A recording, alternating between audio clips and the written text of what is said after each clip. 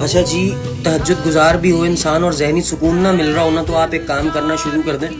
کہ آپ کا بھائی، آپ کی بہن، آپ کی اماں، آپ کے ابا، اگر یہ لوگ آپ سے اچھے سے بات نہیں کر پا رہے، اگر آپ کے گھر میں آپ کی کوئی سن نہیں رہا، تو آپ سب کے ساتھ محبت بانٹنا شروع کر دیں۔ آپ سب کے ساتھ نیت سے، صاف نیت سے اور خلوص دل سے بات کرنا شروع کریں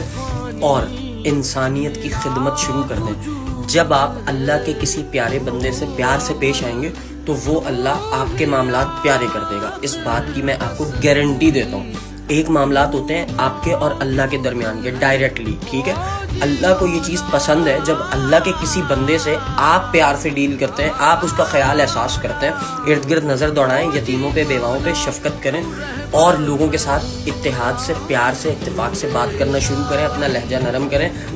بہت سارا پیشنس پیدا کریں اور انسانیت میں محبت بانٹنا شروع کریں۔ باخدا آپ کے لیے آسانی ہو جائے گی۔